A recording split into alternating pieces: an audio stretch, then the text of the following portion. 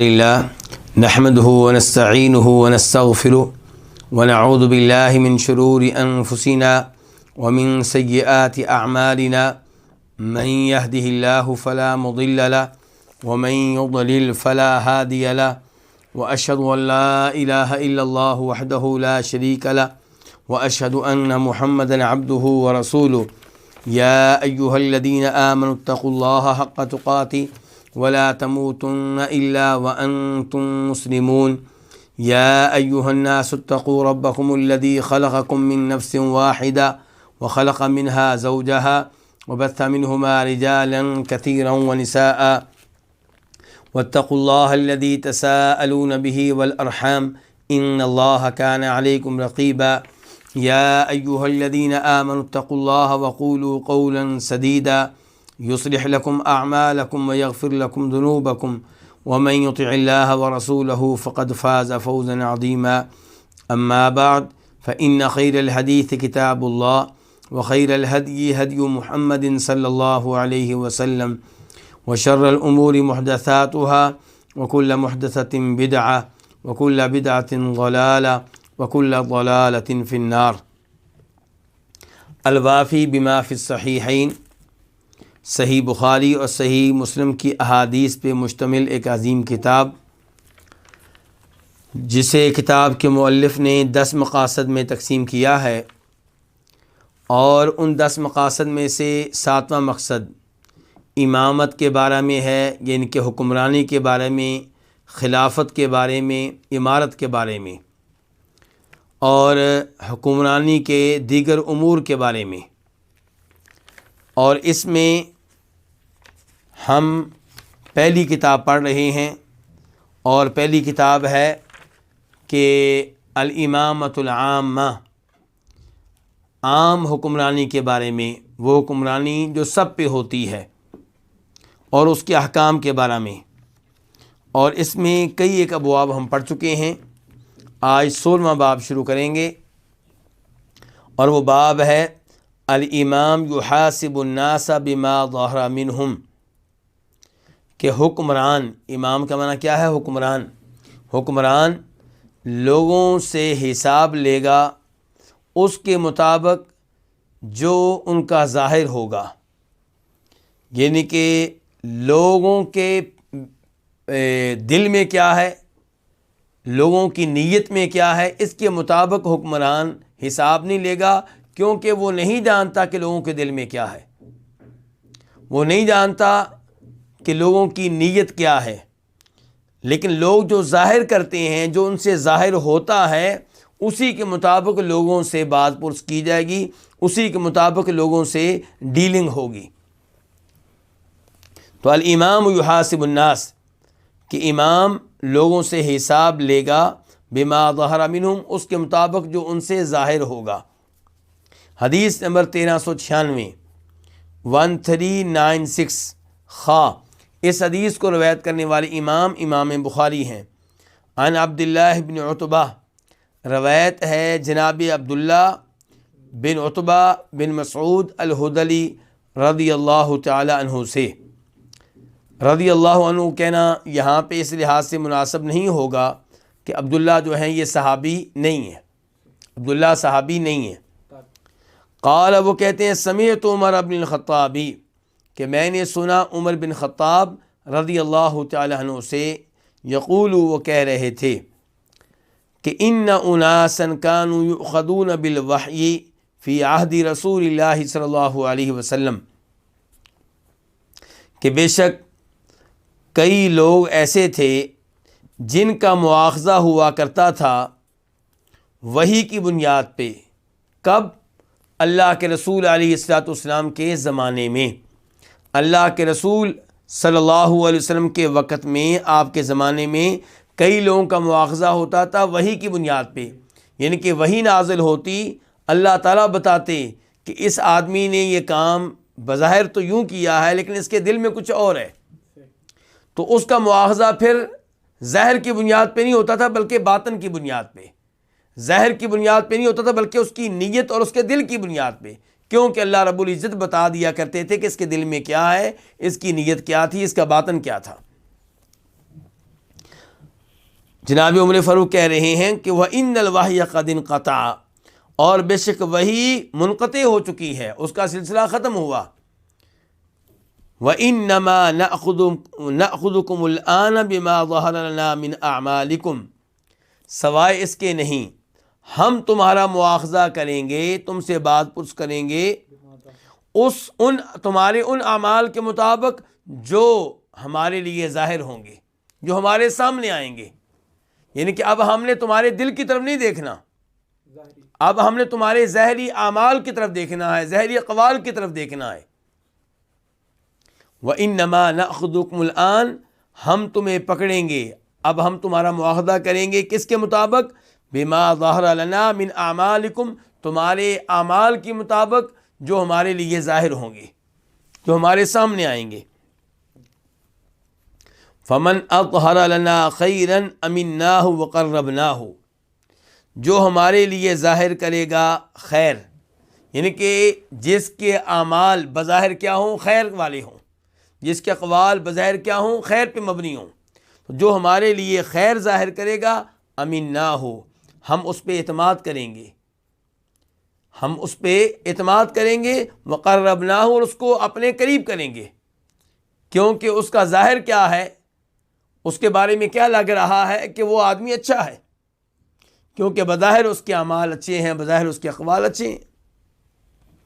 وَلَيْسَ إِلَيْنَا مِنْ سَرِيرَتِهِ شَيْءٌ، اور ہمارے ذمے نہیں ہے کچھ بھی، من سریرتہ، اس کے باطن میں سے، اس کے دل میں سے، اس کی نیت میں سے۔ سریرہ سے مراد کیا ہوگا؟ اس کا باطن، اس کا اندرونی معاملہ، اس کا دل، اس کی نیت، یعنی کہ ہم اس کے ظاہر کی بنیاد پہ، اور ظاہر اس کا کیا ہے؟ خیر، ہم اس کے ظاہر کی بنیاد پہ جو کہ خیر پہ مبنی ہے، اپنے قریب بھی کریں گے، اس پہ اعتماد بھی کریں گے، اس کو امانت دار جانیں گے، اور ہمارے ذمے کچھ بھی نہیں ہے، من سریرتہ، اس کے باطن میں سے کچھ بھی ہمارے ذمے نہیں ہے۔ اللہ یحاسبہ فی سریرتہ، اللہ اس سے حساب لے گا اس کے باطن کے بارے میں، اس کے باطن میں کیا تھا، اس کے دل میں کیا تھا، اس کی نیت میں کیا تھا، یہ اس کا حساب ہم نے نہیں لینا، یہ کون لے گا؟ اللہ تعالیٰ لے گا۔ وَمَنْ أَظْهَرَ لَنَا سُوءًا لَمْ نَأْمَنْهُ وَلَمْ نُصَدِّقْهُ، اور جو ہمارے لیے ظاہر کرے کیا؟ جو ہمارے لیے ظاہر کرے سوءً، برائی، یعنی کہ جس کے اعمال بظاہر برائی پہ مبنی ہوں، گناہ پہ مبنی ہوں، جس کے اقوال بظاہر گناہ پہ مبنی ہوں، تو جو ہمارے لیے برائی ظاہر کرے، لم نأمنہ، ہم اس پہ اعتماد نہیں کریں گے، ولم نصدقہ، اور ہم اس کو سچا نہیں جانیں گے۔ وَإِنْ قَالَ، اگرچہ وہ کہے، إِنَّ سَرِيرَتَهُ حَسَنَةٌ، کہ اس کا باطن بہت اچھا ہے، یعنی کہ وہ اپنے زبان سے بتا رہا ہے کہ میرا دل بہت اچھا ہے، میری نیت بڑی صاف ہے، تو ہم کہیں گے کہ ہمیں نہیں پتا کہ تمہاری نیت صاف ہے یا نہیں، ہمیں نہیں پتا تمہارے دل میں کیا ہے، لیکن تمہارے وہ اعمال جو ہمارے سامنے ہیں ان سے لگتا ہے کہ تم اچھے نہیں ہو، تو اس لیے ہم تمہارے اوپر اعتماد نہیں کر سکتے اور ہم تمہیں سچا نہیں جان سکتے۔ تو جناب عمر فاروق کے ان اقوال سے کیا پتہ چلا کہ امام لوگوں سے جو ڈیلنگ کرے گا، لوگوں سے جو حساب لے گا، وہ ان کے باطن کے مطابق نہیں لے گا بلکہ ان کے ظاہر کے مطابق، کیونکہ وہ ظاہر کا مکلف ہے، وہ باطن کا یا کسی کے دل میں کیا ہے اس کا مکلف اور پابند نہیں ہے۔ اس کے بعد باب نمبر 17، باب رزق الخلیفہ، یہ باب ہے خلیفہ حکمران اس کے رزق کے بارے میں کہ اس کا رزق اب کہاں سے آئے گا۔ پہلے جب وہ حکمران نہیں تھا تو وہ محنت کیا کرتا تھا، کاروبار کیا کرتا تھا، اب اسے بنا دیا گیا خلیفہ اور حکمران، اب کمانے کے لیے اس کے پاس وقت نہیں ہے، تو اب اس کا رزق کہاں سے آئے گا، اب اس کی سیلری کہاں سے آئے گی، اس کی تنخواہ کہاں سے آئے گی، اس کا خرچہ ماہانہ یا سالانہ کہاں سے آئے گا۔ روایت نمبر ہے 1397، 1397 خا، اس حدیث کو روایت کرنے والے امام کون ہے؟ امام بخاری۔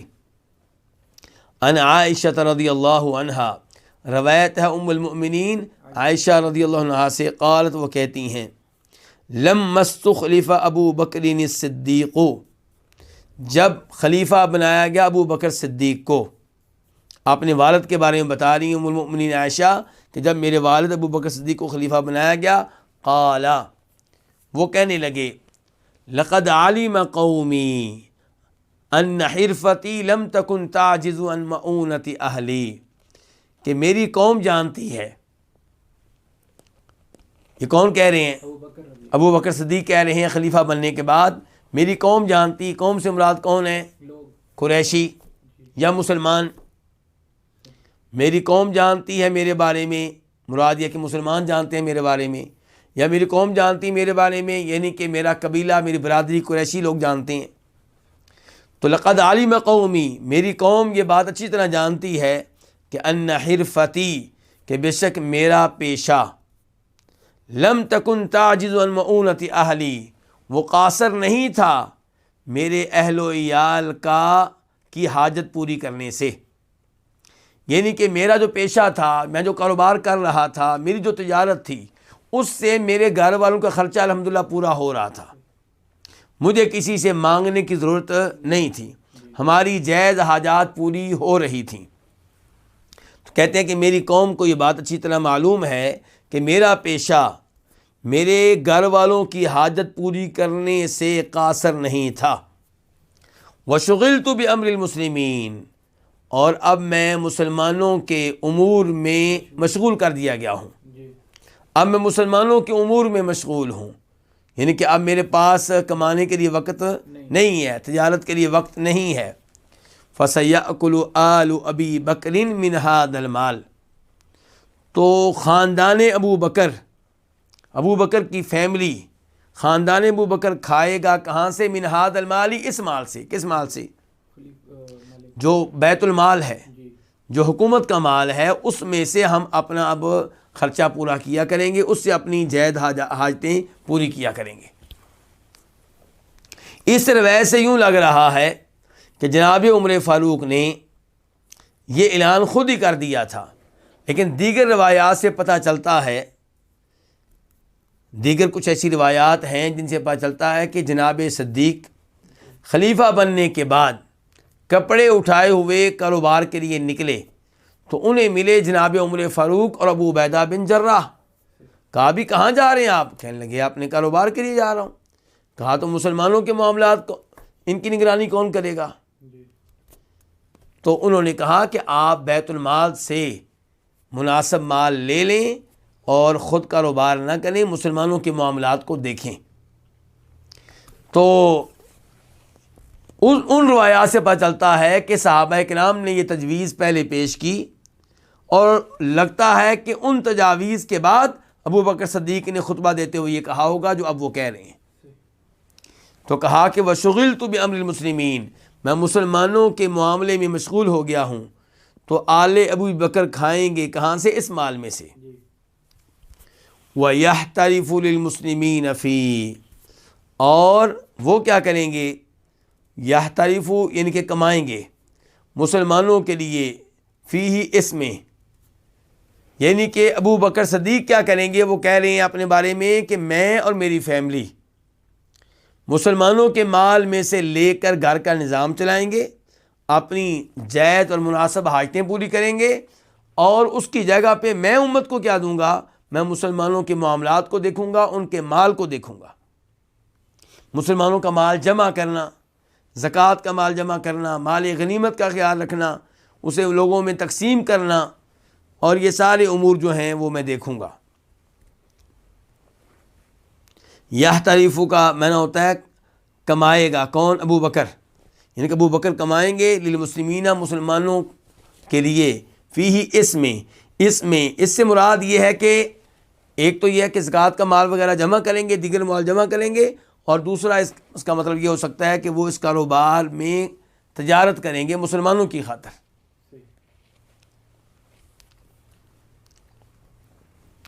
تو اس سے کیا پتہ چلا پھر اس روایت سے کہ حکمران کی تنخواہ کہاں سے آئے گی؟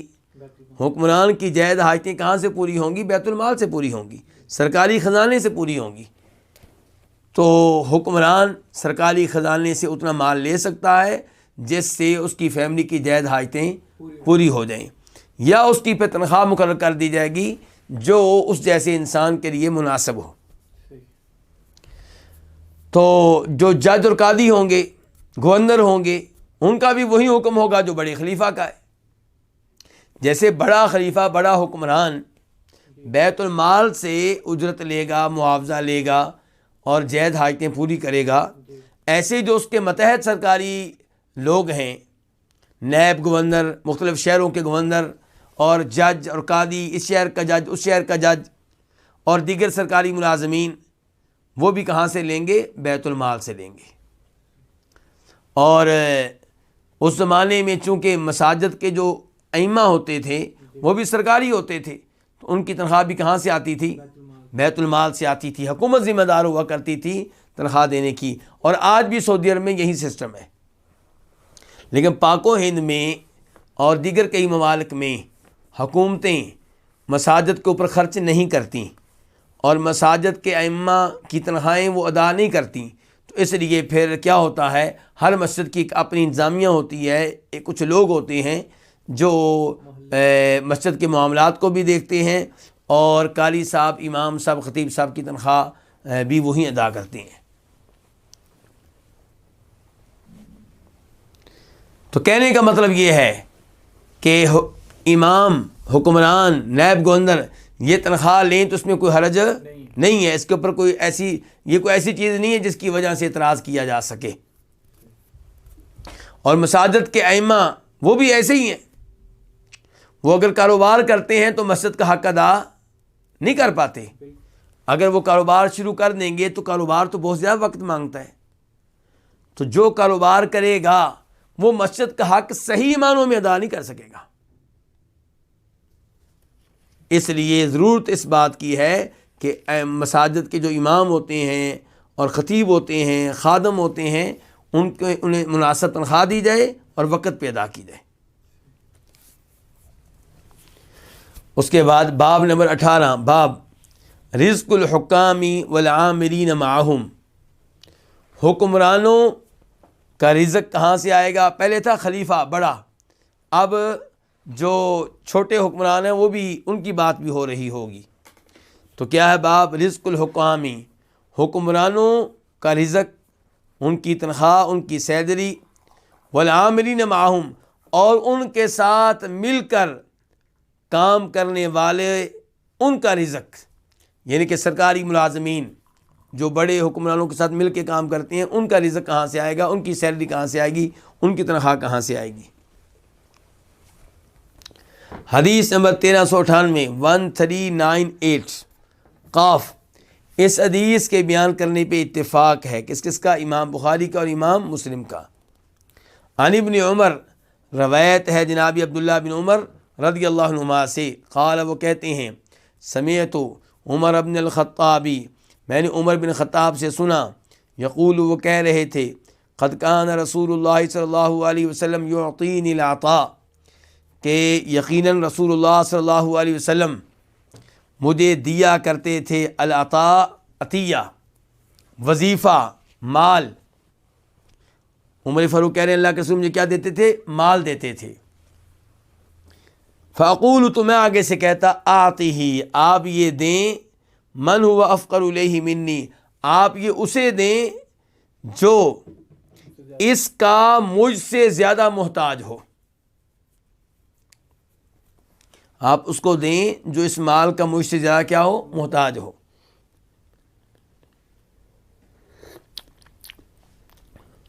یہاں پہ سوال اٹھے گا کہ جناب عمر فاروق کو اللہ کے رسول یہ مال کیوں دیتے تھے؟ کیا یہ سوچ کر کہ یہ فقیر اور مسکین ہے، یا یہ کوئی اور قسم کا مال تھا؟ تو جواب یہ ہے کہ ابھی تو ہم مختصر روایت پڑھ رہے ہیں، اس کے بعد لمبی روایت آنے والی ہے جس سے پتہ چلے گا کہ یہ مال جناب عمر فاروق کو اللہ کے رسول علیہ الصلوۃ والسلام اس لیے نہیں دیتے تھے کہ فقیر و مسکین ہیں، بلکہ اس لیے کہ اللہ کے رسول ان کی کوئی ڈیوٹی لگاتے تو ڈیوٹی پہ انہیں ان کا معاوضہ ادا کرتے، انہیں ان کی اجرت دیتے. تو جناب عمر فاروق پھر کیا ہوئے؟ سرکاری ملازم ہوئے، سرکاری ڈیوٹی دے رہے ہیں، تو اللہ کے رسول انہیں ان کی تنخواہ دیتے، ان کا معاوضہ دیتے.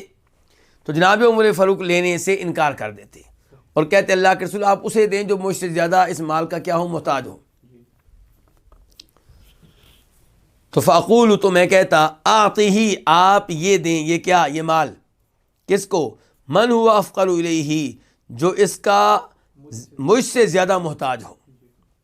فقال، تو آپ نے فرمایا، آپ صلی اللہ علیہ وسلم نے فرمایا جناب عمر سے، خود ہو، آپ یہ لے لیں، خود ہو، آپ یہ لے لیں، یعنی کہ لینے سے انکار نہ کریں، آپ یہ مال لے لیں. اذا جاءک من ھذا المال شیء، جب تمہارے پاس اس مال میں سے کچھ بھی آئے، وانت غیر مشرف، جب کہ آپ کیا ہوں، طمع کرنے والے نہ ہوں، آپ اس بارے میں طمع کرنے والے نہ ہوں. وانت غیر مشرف ولا سائل، اور نہ ہی آپ سوال کرنے والے ہوں، مانگنے والے ہوں. اللہ کے رسول علیہ الصلوۃ والسلام اصول بتا رہے ہیں جناب عمر فاروق کو، اور یہ بہترین اصول ہے، اس کے مطابق زندگی گزارنی چاہیے. آپ نے کیا، خود یہ مال لے لیں. اس کے بعد آپ نے اصول بیان کیا کہ اذا جاءک من ھذا المال شیء، جب تمہارے پاس اس مال میں سے کچھ بھی آئے، اس حال میں کہ انت غیر مشرف، آپ اس مال کی طرف جھانکنے والے نہیں ہیں، ولا سائل، اور نہ ہی آپ سوال کرنے والے ہیں، نہ ہی آپ مانگنے والے ہیں. فخود ہو، تو آپ یہ مال لے لیں.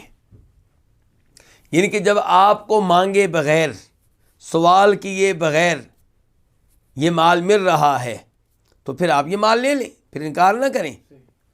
لیکن شرط کیا لگائی آپ نے کہ آپ مانگ بھی نہ رہے ہوں اور آپ جھانک بھی نہ رہے ہوں. ایک ہے براہ راست مانگنا، اور ایک ہے کہ مال تقسیم ہو رہا ہے تو اپنی ادھر دیکھنا، فقیروں کے انداز میں، مسکینوں کے انداز میں، یعنی کہ اپنی حرکتوں سے ظاہر کرنا کہ مجھے بھی مال چاہیے. ایک ہے باقاعدہ سوال کر لینا، اور ایک ہے اپنی حرکتوں سے ظاہر کرنا کہ مجھے یہ مال چاہیے. تو فرمایا جب یہ دونوں چیزیں نہ ہوں، نہ آپ مال مانگنے والے، سوال کرنے والے، اور نہ اس مال کی طرف آپ جھانکنے والے، تو فخود، پھر بھی مال ملے تو آپ اس کو لے لیں. وما لا، اور جو ایسے نہ ہو، جو ایسے نہ ہو، فلا تتبعہ نفسک، تو آپ اس کے پیچھے اپنے آپ کو نہ لگائیں، اس کے پیچھے نہ پڑیں. جو اس قسم کا مال نہ ہو، یعنی کہ اگر وہ مال ملتا ہے مانگنے سے، اگر وہ مال ملتا ہے جھانکنے سے، زبانی سوال کرنے سے یا عملی طور پہ ایسی حرکتیں کرنے سے مال ملتا ہے، تو پھر آپ وہ مال نہ لیں، اس کے پیچھے اپنے آپ کو نہ لگائیں.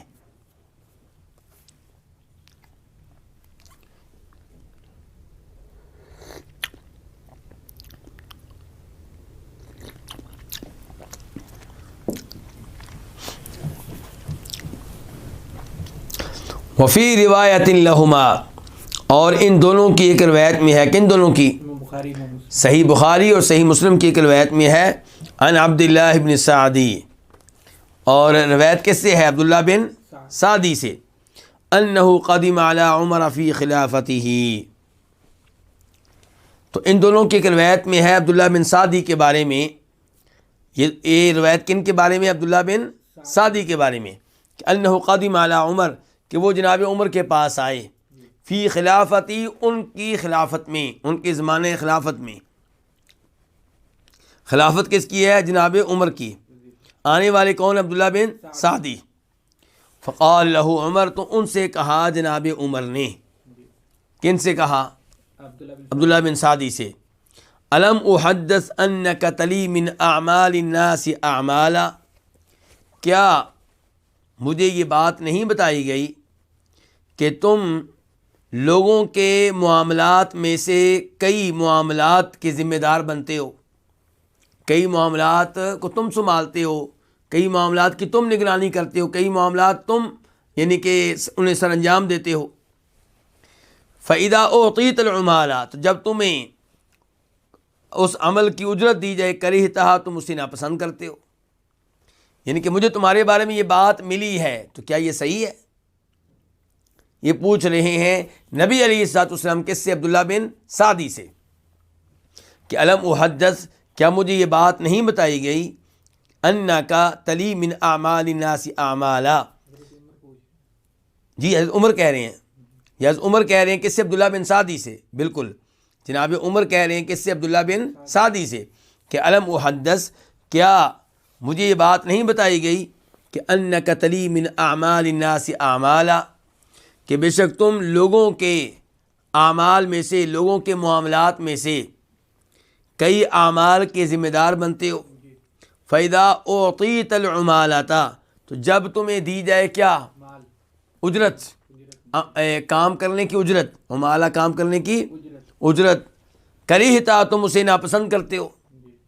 اب جناب عمر عبداللہ بن سعدی سے کہہ رہے ہیں، عبداللہ بن سعدی کو سرکاری ذمہ داریاں سر انجام دینا پڑتی، کئی سرکاری کام کرتے، اور جو گوندر ہوتا وہ ان کی خدمت کرتا، معاوضہ ادا کرتا، تو لینے سے کیا کر دیتے؟ انکار کر دیتے۔ فقلت، تو میں نے کہا، یہ کون کہہ رہے ہیں؟ عبداللہ بن سعدی کہہ رہے ہیں، فقلت، تو میں نے کہا، بلا، کیوں نہیں، بالکل ایسے ہی ہے، جو آپ نے سنا ہے بالکل صحیح سنا ہے آپ نے۔ فقال عمر، تو عمر نے کہا، ما تريد الى ذلك، تم کیا چاہتے ہو اس سے، یعنی کہ یہ جو تم مال نہیں لیتے ہو، اجرت نہیں لیتے ہو، اس سے تمہارا مقصد کیا ہے، تمہاری نیت کیا ہے؟ فقلت، میں نے کہا، یہ کون کہہ رہے ہیں؟ میں نے کہا عبداللہ بن سعدی، ان لی افراسا و اعبدا، بے شک میرے گھوڑے بھی ہیں اور میرے کئی غلام بھی ہیں، وانا بخیر، اور میں خیر کے اوپر ہوں، یعنی کہ میں اس مال کا محتاج نہیں ہوں، کیوں؟ میرے پاس کئی گھوڑے ہیں، میرے پاس کئی غلام ہیں، اور میں خیر کے اوپر ہوں، میں خوشحال ہوں، اسودہ حال ہوں۔ وَأُرِيدُ أَن تَكُونَ عُمَالَتِي صَدَقَةً عَلى الْمُسْلِمِينَ، اور میں یہ چاہتا ہوں کہ میری جو اجرت ہے، عمالہ کا معنی کیا ہوگا؟ اجرت، میری جو اجرت ہے وہ مسلمانوں کے لیے صدقہ بن جائے، میں ان چاہتا ہوں کہ میں اپنی اجرت نہ لوں، اور میری یہ اجرت مسلمانوں کے لیے کیا بن جائے؟ صدقہ بن جائے۔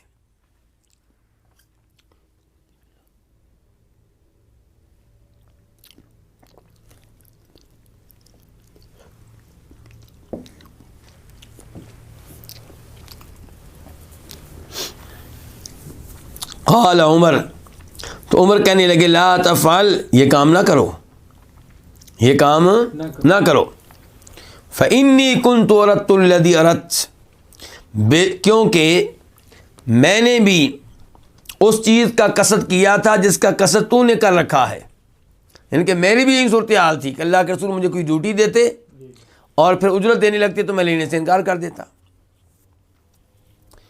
فکان رسول اللہ صلی اللہ علیہ وسلم یعطینی العطاء، یہ اس کی تفصیل بھی آ گئی۔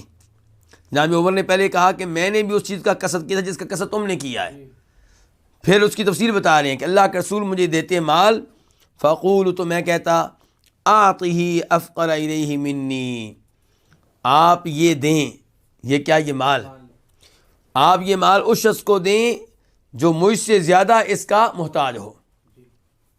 حتی اعطانی مرۃ مالا، یہاں تک کہ ایک بار آپ نے مجھے مال دیا، ایک بار آپ نے مجھے کیا دیا؟ مال دیا۔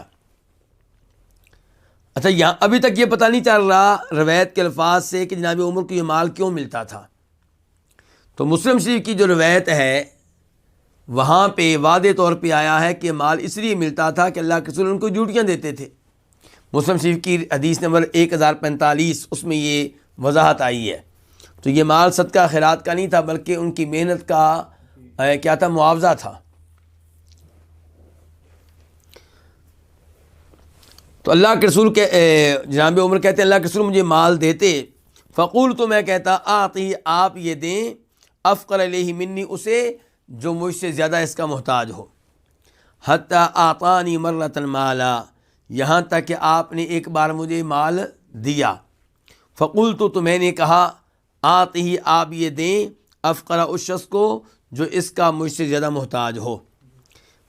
جناب عمر نے بتایا کہ یہ کئی دفعہ ہوا کہ اللہ کے رسول مجھے ڈیوٹی دیتے، پھر مال دیتے تو میں لینے سے انکار کر دیتا، اور میں کہتا آپ اس کو دیں جو میرے مقابلے میں اس کا زیادہ محتاج ہو۔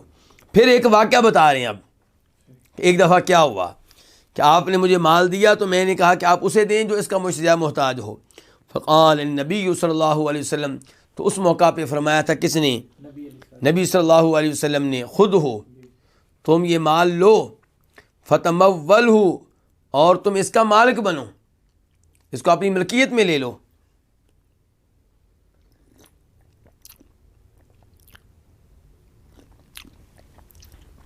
وتصدق بھی، اور اسے صدقہ خیرات کر دو۔ اس سے کیا پتہ چلا کہ بجائے اس کے کہ آپ مال اپنے قبضے میں لیے بغیر، اپنی ملکیت میں لیے بغیر، اس سے کہیں جو آپ کو مال دے رہا ہے کہ میری طرف سے کیا کر دو، صدقہ خیرات کر دو، اس کی بجائے آپ اپنے قبضے میں لیں، اپنی ملکیت میں لیں، پھر کہیں لو جی یہ تمہارے لیے صدقہ ہے، جو بھی غریب آپ کو نظر آئے، مسکین، جس کو آپ دینا چاہتے ہیں، مسجد کو دینا چاہتے ہیں مسجد کو دے دیں، مدرسے کو دینا چاہتے ہیں مدرسے کو دے دیں، کسی بیوہ کو دینا چاہتے ہیں بیوہ کو دے دیں، لیکن پہلے آپ خود اسے اپنے قبضے میں لیں۔ کیوں جی؟ قبضے میں لینے سے پہلے دیں گے تو اس سے زیادہ بہتر یہ ہے قبضے میں لینے کے بعد دیں۔ ایسا کیوں ہے؟ کیونکہ جب آپ اپنے قبضے میں نہیں لیں گے تب آپ کہیں گے مال مسجد میں لگا دو، مجھے نہ دو، تو پھر آپ نے مال اپنی جیب سے نہیں نکالا، مال آ رہا تھا آپ نے قبضے میں لیے بغیر ہی آگے دینے کا کہہ دیا۔ لیکن یہ صورتحال کہ قبضے میں لینا، ملکیت میں لینا، اس کا مطلب ہے کہ آپ اپنی جیب سے نکال رہے ہیں، آپ اپنی جیب سے نکال رہے ہیں، اچھی طرح مالک بن چکے تھے پھر اللہ کی راہ میں خرچ کر رہے ہیں، تو اس کے اوپر زیادہ اجر و ثواب ہے۔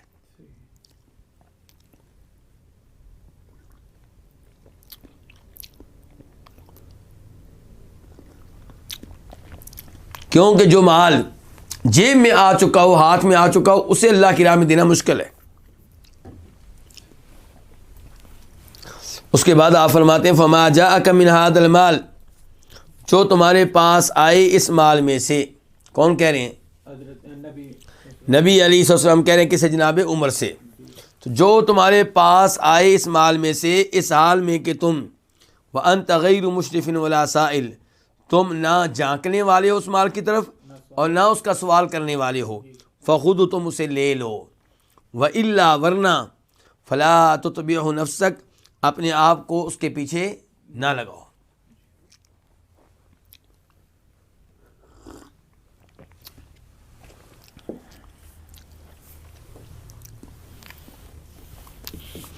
اس روایت سے یہ بھی پتہ چلا کہ جو کمانے کی طاقت رکھتا ہے اس کے لیے مانگنا کیا ہے؟ جائز نہیں ہے۔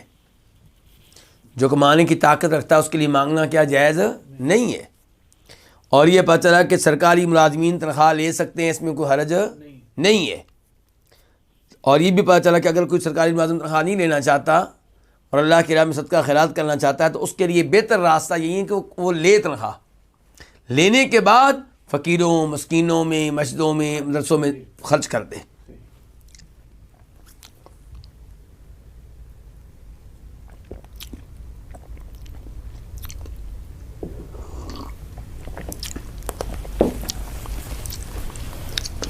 اب آپ دیکھیے کہ جناب عمر فاروق خوشحال تھے اور عبداللہ بن سعدی بھی خوشحال تھے، لیکن دونوں کو اس کے باوجود اجرت دی گئی ہے اور دونوں سے کہا گیا کہ اجرت لو۔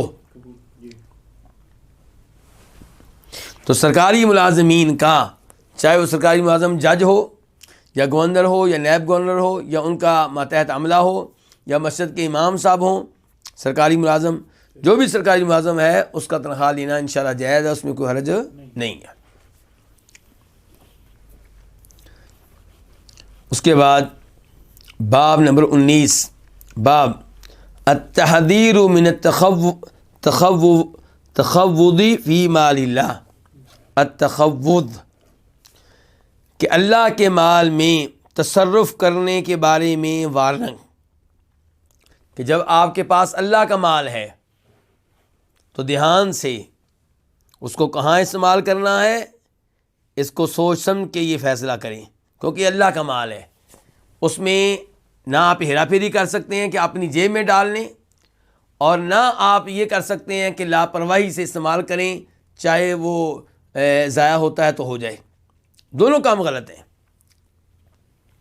کئی لوگ اللہ کے مال میں ہیرا پھیری نہیں کرتے، اپنی جیب میں نہیں ڈالتے، لیکن اللہ کے مال کی صحیح معنوں میں نگرانی نہیں کرتے، اس معاملے میں اپنی ذمہ داری ادا نہیں کرتے، جبکہ وہ مال جو ہے وہ تباہ و برباد ہو رہا ہے۔ تو دونوں کام کیا ہیں؟ غلط ہیں۔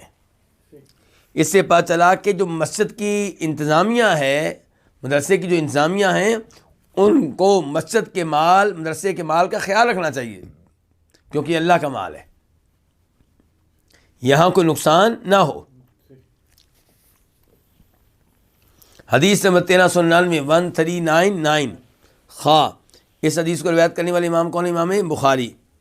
عن خولۃ الانصاریہ، روایت ہے جناب خولہ انصاریہ رضی اللہ عنہا سے، قالت وہ کہتی ہیں سمعت النبی صلی اللہ علیہ وسلم یقول، میں نے سنا نبی صلی اللہ علیہ وسلم سے کیا فرما رہے تھے، ان رجالا یتخوضون فی مال اللہ بغیر حق، بے شک کئی آدمی اللہ کے مال میں بغیر کسی حق کے تصرف کرتے ہیں، غلط تصرف کرتے ہیں، غلط جگہ اسے استعمال کرتے ہیں۔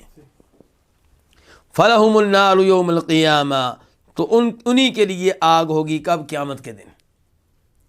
تو اس سے کیا پتہ چلا کہ جب آپ اللہ کے مال کو غلط استعمال کریں گے تو آپ کے جہنم میں جانے کا خطرہ ہے، آپ جہنم کے حقدار بن جاتے ہیں، چاہے اللہ تعالیٰ آپ کو جہنم میں پھینک دے اور چاہے آپ کو معاف کر دے، یہ بات کا معاملہ ہے۔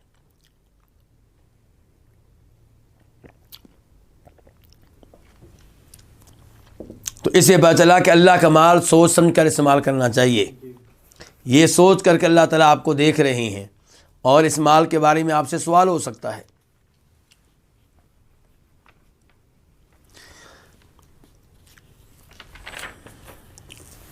حدیث نمبر 1400 میم، اس حدیث کو روایت کرنے والے امام کون ہے؟ امام مسلم۔ عن عدی بن عمیرۃ الکندی، روایت ہے جناب عدی بن عمیرہ الکندی سے، یہ صحابی ہیں، مشہور و معروف ہیں۔ قال وہ کہتے ہیں سمعت رسول اللہ صلی اللہ علیہ وسلم یقول، میں نے سنا نبی علیہ الصلوۃ والسلام سے کہ آپ فرما رہے تھے، من استعملناہ منکم علی عمل، ہم تم میں سے جس کو کسی کام پہ لگائیں، کسی کام پہ لگائیں، کسی چیز کا عامل مقرر کریں، مثال کے طور پہ زکوٰۃ جمع کرنے پہ ڈیوٹی لگا دیں، یا جو وہ کافر جن کے ساتھ مسلمانوں کی صلح ہوئی ہے تو ان سے جو جزیہ اور ٹیکس لینا ہے وہ لینے پہ ہم ڈیوٹی لگا دیں، اس قسم کی کوئی بھی ڈیوٹی لگا دیں۔ من استعملناہ، جس سے ہم کام لیں، جس کو ہم استعمال کریں، جس کو ہم عامل بنائیں، جس کو ہم عامل مقرر کریں، تم میں سے علی عمل، کسی بھی کام پہ، فَكَتَمَنَا مِخْيَةً فَمَا فَوْقَهُ، تو وہ ہم سے چھپائے، مخیتاً سوئی، فما فوقہ، یا اس سے بڑی کوئی چیز، کان غلولاً، تو یہ اس کا کام کیا ہوگا؟ خیانت ہوگا، یہ اس کا کام کیا کہلائے گا؟ ایک سوئی بھی چھپا لینا خیانت کہلائے گا، کہ اللہ کے رسول بتانا یہ چاہتے ہیں، یعنی کوئی یہ نہ سمجھے کہ میں نے سوئی رکھی ہے تو خیانت نہیں ہے۔ اللہ کے رسول کہہ رہے ہیں جس کو ہم کسی بھی کام پہ عامل مقرر کریں تو وہ ہم سے ایک سوئی بھی چھپائے، فما فوقہ، یا اس سے بڑی کوئی چیز چھپائے، کان غلولاً، تو یہ چھپانا کیا ہوگا؟ خیانت ہوگا، یاتی بہ، وہ اس چیز کو لے کر آئے گا، کب؟ قیامت کے دن۔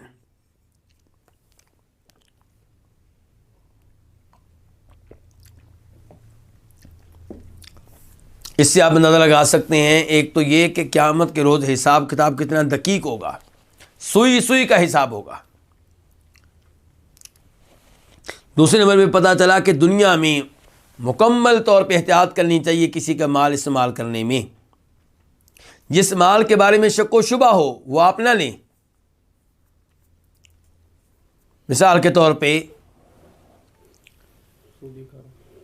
آپ مسجد سے باہر نکلے تو آپ کا جوتا کسی نے اٹھا لیا، اب آپ کا جوتا ہے بہت مہنگا، تو آپ اس کے مقابلے میں سستا جوتا اٹھاتے ہیں، لیکن سستا جوتا اٹھانا کیسے جائز ہو گیا؟ تو کسی کا مال اس انداز سے اٹھانا نہیں چاہیے۔ اور یہ حدیث بتا رہی کہ سرکاری مال آپ کے پاس امانت ہے، اس میں ذرا بھی گڑبڑ نہ کریں، سوئی تک لینے کی آپ کو اجازت نہیں ہے۔ تو سرکاری مال میں جب آپ گڑبڑ کریں گے تو وہ کیا کہلائے گا؟ وہ خیانت کہلائے گا۔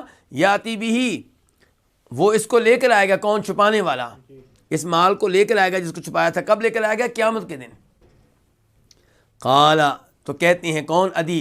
عدی بن امیرہ الکندی جو راوی ہیں، قال، وہ کہتے ہیں فقام الیہ رجل اسود من الانصار، تو آپ کی طرف، آپ کے سامنے ایک سیاہ رنگ کا آدمی کھڑا ہوا، من انصاری، جس کا تعلق ان سے تھا، انصاریوں سے، انصاریوں میں سے ایک سیاہ رنگ کا آدمی کھڑا ہو گیا، کأنی انظر الیہ، گویا کہ میں اس کو دیکھ رہا ہوں۔ کیا مطلب؟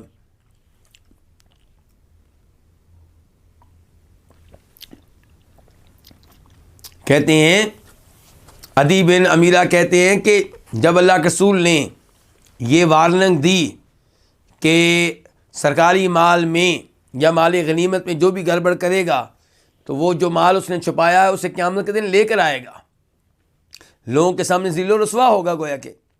تو عدی کہتے ہیں کہ جب اللہ کے رسول نے یہ وارننگ بیان کی تو انصاریوں میں سے ایک سیاہ رنگ کا آدمی کھڑا ہو گیا، کأنی انظر الیہ، گویا کہ میں اسے دیکھ رہا ہوں، اس کا منظر میرے ذہن میں آ رہا ہے۔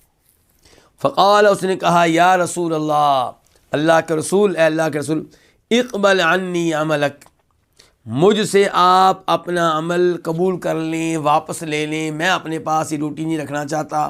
یعنی کہ آپ نے اتنی سخت وارننگ دی ہے کہ سوئی کا حساب ہوگا، تو جب یہ صورتحال ہے تو میں یعنی کہ مجھے خطرہ ہے کہ روزے قیامت پھنس نہ جاؤں، تو اس لیے آپ اپنی ڈیوٹی مجھ سے واپس لے لیں۔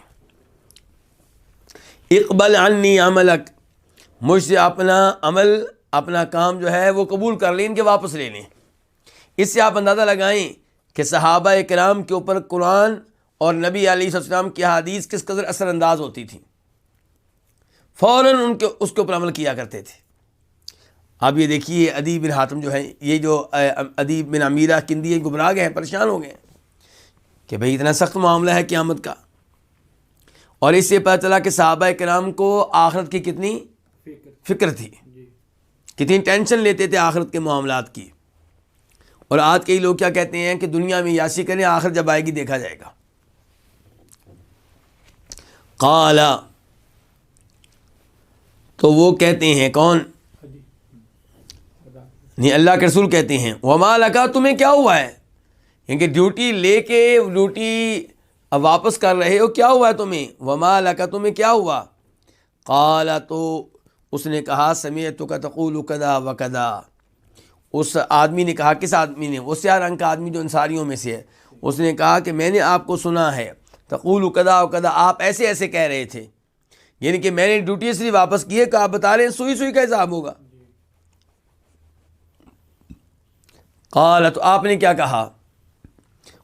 وَأَنَا أَقُولُ الْآنَ، اور یہ بات میں اب بھی کہہ رہا ہوں، میں اپنی بات سے پھر نہیں رہا، میرا اصول اب بھی ایسے ہی ہے کہ وَأَنَا أَقُولُ الْآنَ، میں اب بھی یہی بات کہتا ہوں، کیا؟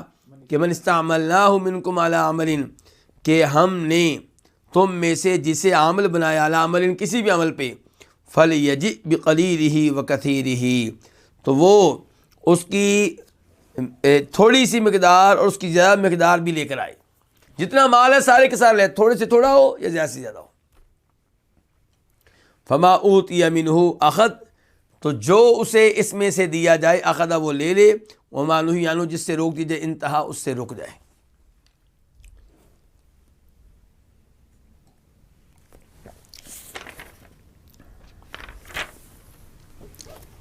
تو ان دونوں حدیثوں سے ہمیں کیا پتہ چلا کہ اللہ کا مال آپ کے پاس امانت ہے، اسے سوچ سمجھ کر استعمال کریں، اسے وہاں پہ لگائیں جہاں لگانے کا حق بنتا ہے۔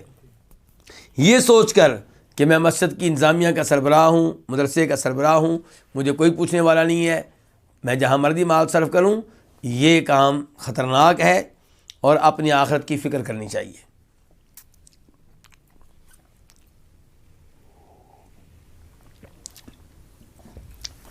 اور آخر میں آپ کیا کہہ لیں؟ تو جو اس میں سے مل جائے اخذہ وہ لے لے، وما نہی عنہ جس سے روک دیا جائے انتہا اس سے رک جائے. یعنی کہ جب گوندر مال لے کر آئے گا، مال غنیمت یا زکوٰۃ، تو اس میں سے جو مال اسے بطور اجرت کے دیا جائے وہ لے لے، اور جس سے روک دیا جائے، جس کے بارے میں کہا جائے کہ باقی مال کے قریب آپ نہیں جا سکتے، تو اس سے دور رہے.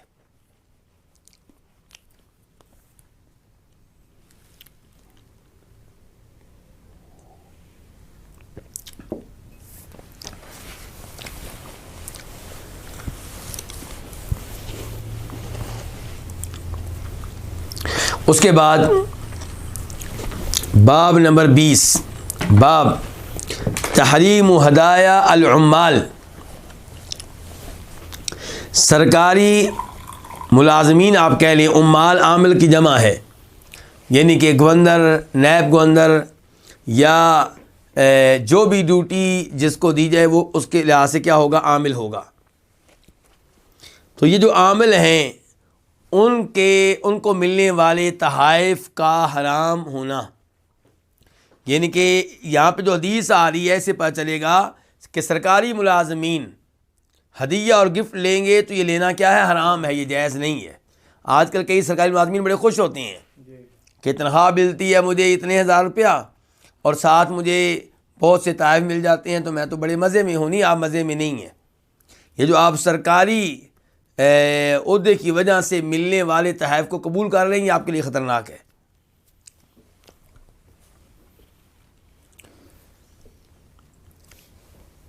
حدیث نمبر کیا، 1401، 1401 قاف. اس حدیث کے بیان کرنے پہ اتفاق ہے کس کس کا؟ امام بخاری کا اور امام مسلم کا. عن ابی حمید الساعدی، روایت ہے جناب ابو حمید ساعدی سے، جو اسی کنیت کے سے مشہور و معروف ہیں، اور ان کا درست نام عام طور پہ کم ہی ذکر کیا جاتا ہے. ان کا نام ہے عبد الرحمن بن سعد. تو ابو حمید ساعدی سے روایت ہے، اور یہ وہی ابو حمید ساعدی ہیں جن کے بارے میں وہ حدیث آتی ہے، کون سی، کہ 10 کے قریب صحابہ کرام بیٹھے ہوئے تھے، اور انہوں نے کہا تھا دیگر صحابہ کرام سے کہ میں تمہیں نماز پڑھ کر دکھاتا ہوں، اور میرا طریقہ نماز اللہ کے رسول والا ہوگا صلی اللہ علیہ وسلم، تم چیک کرو. تو ان سب نے دیکھا، اور پھر انہوں نے بھی ان کی بیان کردہ نماز کی تصدیق کی، تائید کی. تو ابو حمید سعدی سے روایت ہے، ان النبی صلی اللہ علیہ وسلم استعملا، بے شک نبی علیہ الصلوۃ والسلام نے استعملا عامل بنایا، ابن العتبیہ، کس کو؟ ابن عتبیہ کو، علی صدقات بنی سلیم، بنو سلیم کے صدقات کو جمع کرنے پہ، کیونکہ بنو سلیم کی زکوٰۃ کو جمع کرنے کے لیے، ان کے صدقہ خیرات کو جمع کرنے کے لیے اللہ کے رسول نے عامل کس کو بنایا؟ ابن عتبیہ کو.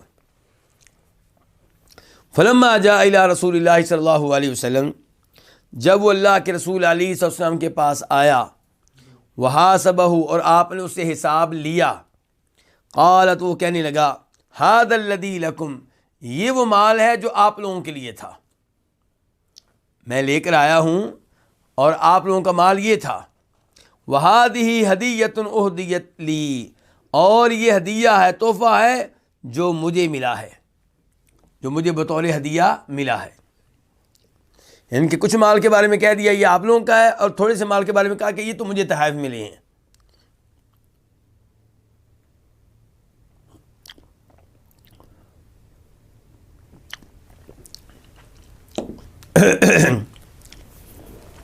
تو اللہ کے رسول علیہ الصلوۃ والسلام نے کیا فرمایا؟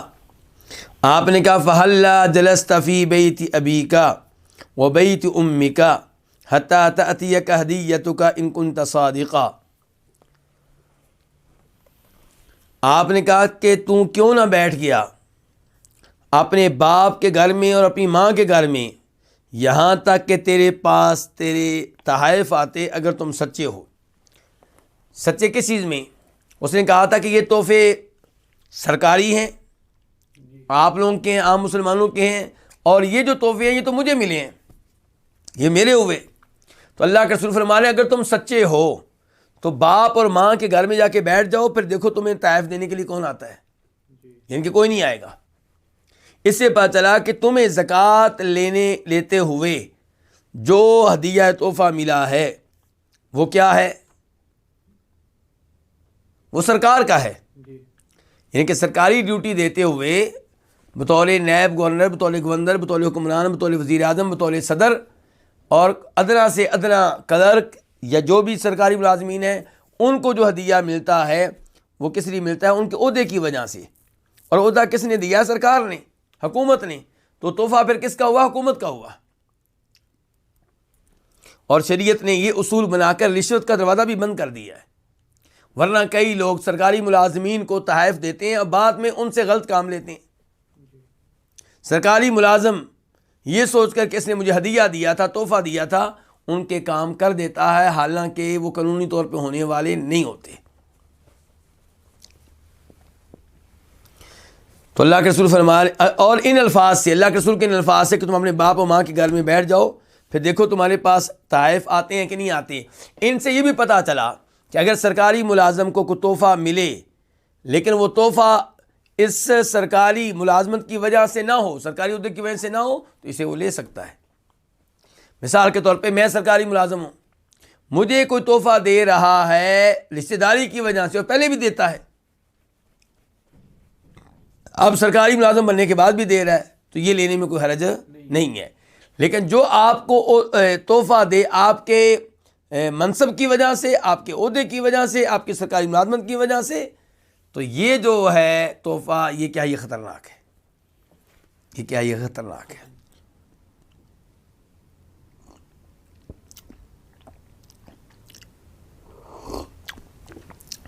ایک دفعہ پھر غور کیجیے گا اللہ کے رسول کے الفاظ پہ صلی اللہ علیہ وسلم کہ تم کیوں نہ بیٹھ گئے اپنے باپ کے گھر میں اور اپنی ماں کے گھر میں یہاں تک کہ تمہارے پاس تمہارا ہدیہ آتا، اگر تم سچے ہو۔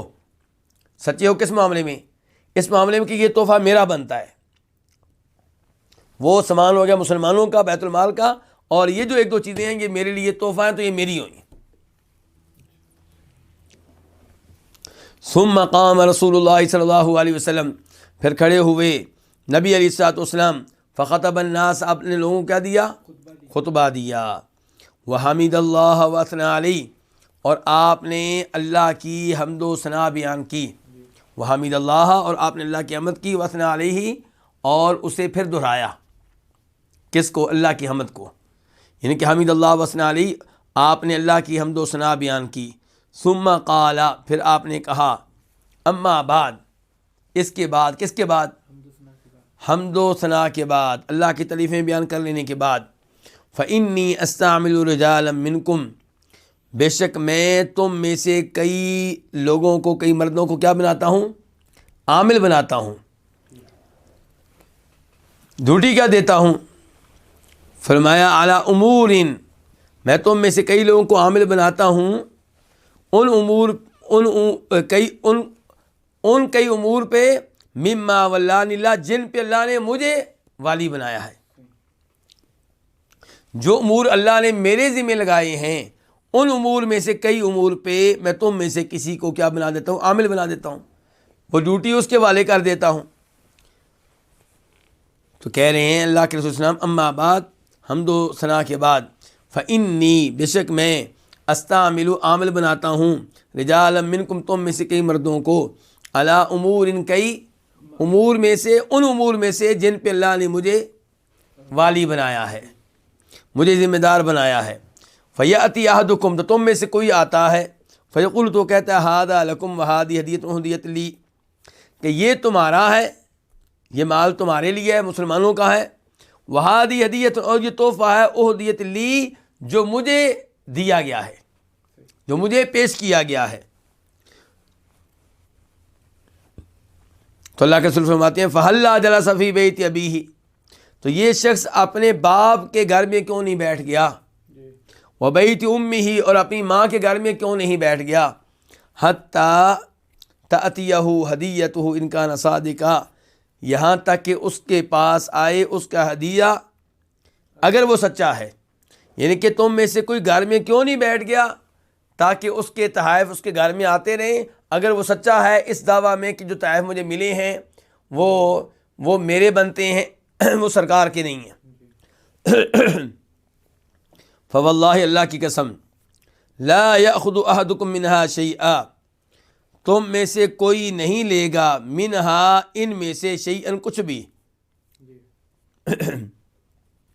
قال ہشام، ہشام کہتے ہیں، ہشام کون سے؟ ہشام بن عروہ، وہ کہتے ہیں کہ بغیر حق کی ہی، کہ اللہ کے رسول نے کہا تھا کہ تم میں سے کوئی نہیں لے گا منہا، اس مال میں سے، صدقہ خیرات میں سے، شیئن، کچھ بھی۔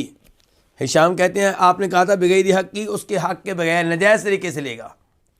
جو بھی تم میں سے زکوٰۃ کا مال، صدقے کا مال کس طرح لے؟ ناجائز طریقے سے، تو اس کی صورتحال ان کے خراب ہے۔ تو اللہ کے رسول کہہ رہے ہیں اللہ کی قسم، تم میں سے کوئی بھی اس میں سے نہ لے، اس صدقے کے مال میں سے یہ کچھ بھی۔ ہشام کہتے ہیں بغیر حق کی ہی، اللہ کے رسول نے کہا تھا ناحق طریقے سے، باطل طریقے سے نہ لے، ناجائز طریقے سے نہ لے۔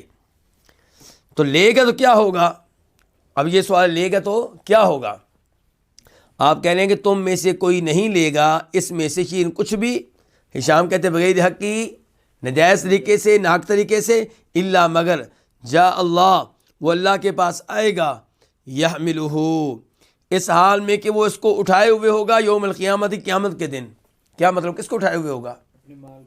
اس مال کو جو ناجائز طریقے سے لیا تھا۔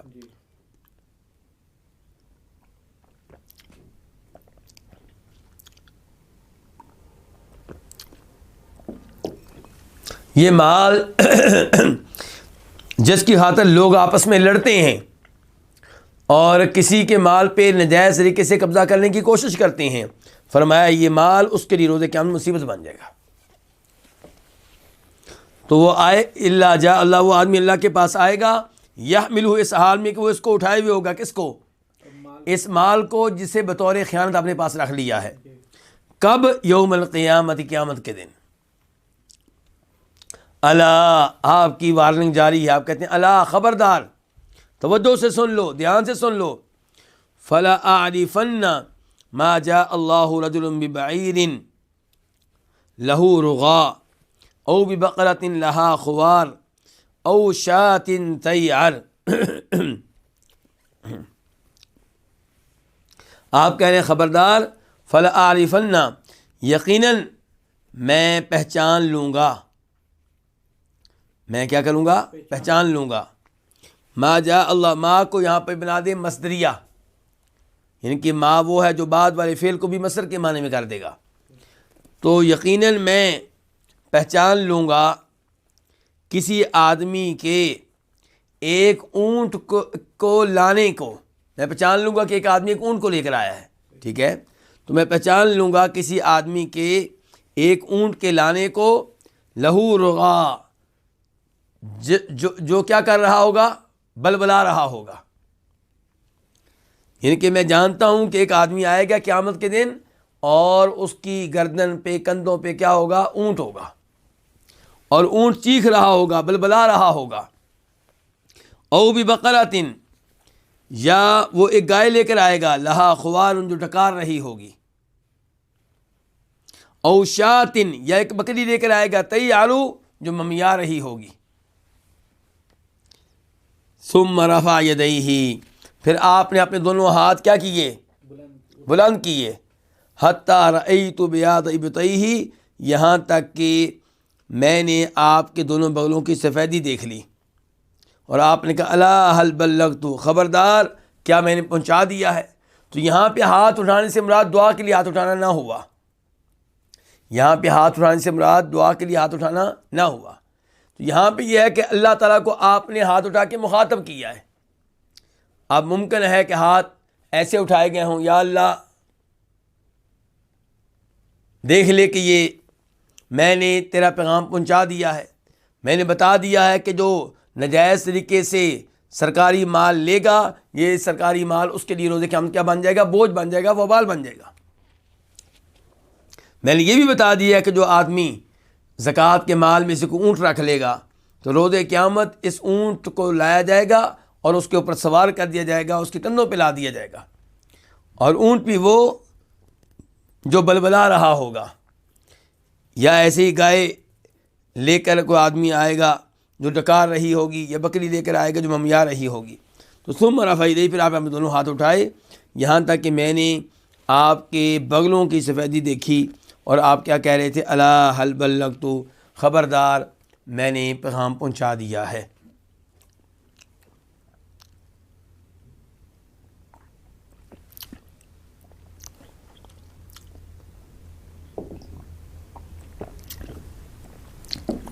تو حدیث کا مفہوم یہ ہوا کہ سرکاری ملازمین ہدیہ اور تحفہ نہیں لیں گے جب کہ ان کو پتہ ہے کہ ہمیں یہ ہدیہ تحفہ ہماری کرسی کی وجہ سے مل رہا ہے، ہمارے عہدے کی وجہ سے مل رہا ہے، ہمارے منصب کی وجہ سے مل رہا ہے۔ البتہ اس کا ہدیہ وہ لے سکتے ہیں جس کے بارے میں ان کا غالب گمان یہ ہے کہ یہ مجھے میرے عہدے کی وجہ سے تحفہ نہیں دے رہا، میری رشتہ داری کی وجہ سے دے رہا ہے، یا مجھے پہلے دیا کرتا تھا، اس قسم کا تحفہ جو ہے وہ لیا جا سکتا ہے۔ اس کے بعد باب نمبر 21، باب فی الاحصاء، یہ باب کس کے بارے میں ہے؟ احصاء کے بارے میں۔ کیا مطلب؟ مردم شماری کے بارے میں، یعنی کہ آبادی کتنے لوگوں کی ہے، کتنے لوگ رہتے ہیں اس گھر میں، کتنے اس گھر میں، ٹوٹل لوگ کتنے ہیں، کس محلے میں کتنے رہتے ہیں، تو یہ سب کچھ جو ہے اس کو کیا کہتے ہیں؟ احصاء۔ احصاء کا لفظی معنی کیا ہوتا ہے؟ شمار کرنا، محفوظ کرنا۔ تو حدیث نمبر ہے 1402، 1402 قاف۔ اس حدیث کو روایت کرنے والے امام کون ہیں؟ امام بخاری اور مسلم۔ ان حذیفہ رضی اللہ عنہ، روایت ہے جناب حذیفہ سے، قال، وہ کہتے ہیں، قال النبی صلی اللہ علیہ وسلم، کہ فرمایا نبی صلی اللہ علیہ وسلم نے، اکتبوا لی من تلفظ بالاسلام من الناس، اکتبوا لکھو، لی میرے لیے، ان کے میری خاطر، میرے کہنے پہ تم لکھو میرے لیے۔ کن کو لکھو؟ جس نے من تلفظ بالاسلامی من الناس، جس نے لوگوں میں سے اسلام کو ادا کیا ہے، یعنی کہ اسلام کے الفاظ ادا کیے ہیں، اشہد ان لا الہ الا اللہ پڑھا ہے، تو جس نے اسلام قبول کیا ہے ان کے نام لکھو۔ وہ کتنے لوگ ہیں مجھے بتاؤ؟ مردم شماری ہو رہی ہے نا، تو اکتبوا لی، میرے لیے لکھو، من تلفظ بالاسلام من الناس، ان کے بارے میں لکھو جنہوں نے لوگوں میں سے اسلام کو کیا کیا؟ قبول کیا ہے، اسلام کے الفاظ ادا کیے باقاعدہ۔ فکتبنا لہ، تو ہم نے آپ کے لیے لکھے۔ یہ کون کہہ رہے ہیں؟ حذیفہ کہہ رہے ہیں ہم نے آپ کے لیے لکھے 1500 آدمی۔ فکتبنا لہ 1500 رجل۔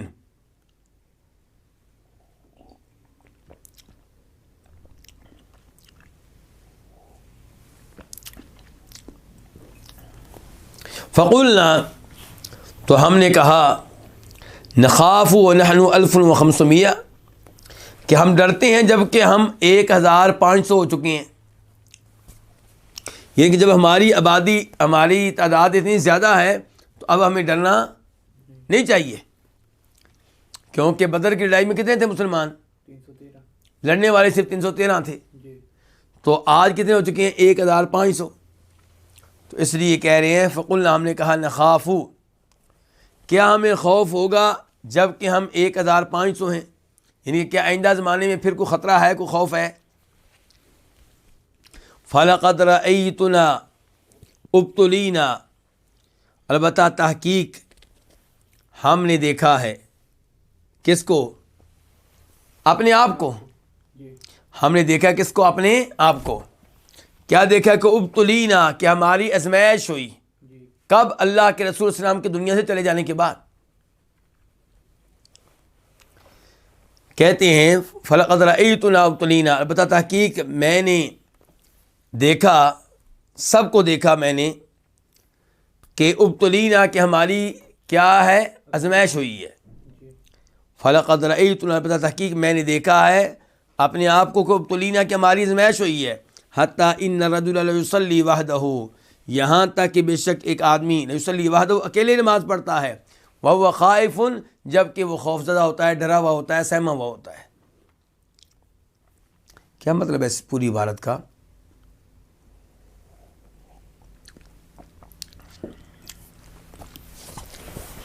اس کا مطلب یہ ہے کہ نبی علیہ السلام کے حکم سے لوگوں کی تعداد شمار کی گئی.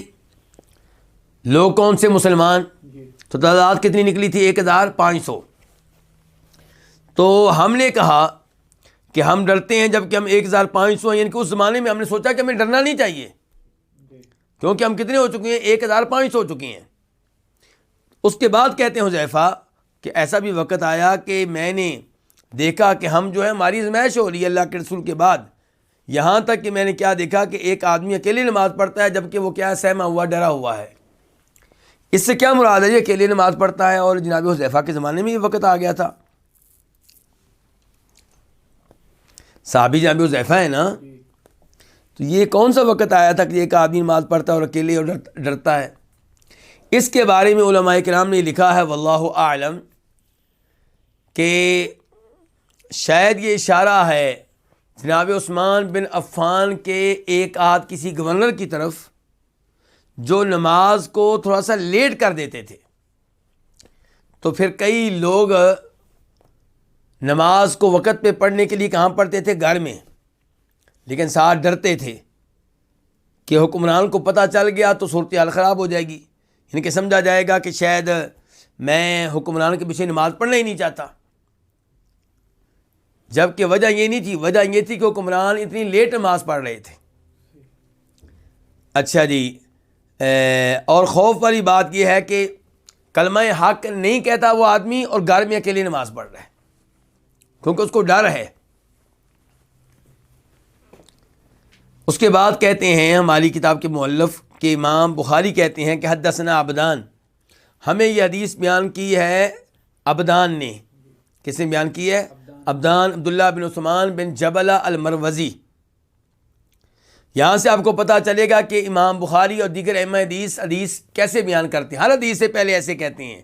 یہاں پہ تو ایک حدیث کے بارے میں کہا جا رہا ہے نا کہ حدثنا عبدان، ہمیں یہ حدیث بیان کی ہے. کس نے؟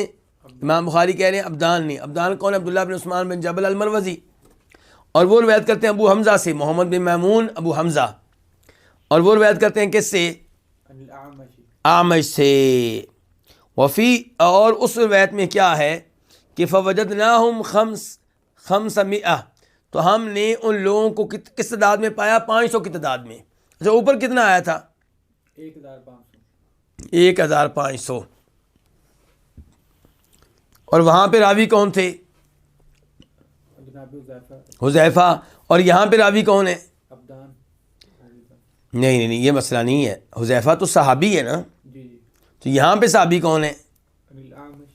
یہاں پہ بھی صحابی حذیفہ ہی ہیں. یہاں پہ بھی صحابی کون ہے؟ حذیفہ ہی. لیکن امام بخاری نے جو پہلا حصہ بیان کیا ہے اس میں ان کی سند کیا ہے؟ وہ کہتے ہیں کہ ہمیں حدیث بیان کی محمد بن یوسف نے. کس نے حدیث بیان کی؟ محمد بن. وہ روایت کرتے ہیں کس سے؟ سفیان ثوری سے. تو اگر ہم چاہیں تو ہم سفیان ثوری کا لفظ جو میں نے بولا ہے اس کے اوپر نمبر 1 لکھ لیں. سفیان ثوری روایت کرتے ہیں کس سے؟ اعمش سے. اور اعمش روایت کرتے ہیں کس سے؟ ابو وائل سے. ابو وائل حذیفہ سے. تو پہلا حصہ جو حدیث کا ہم نے پڑھا اس کی سند کچھ یوں تھی جو میں نے بتا دی ہے.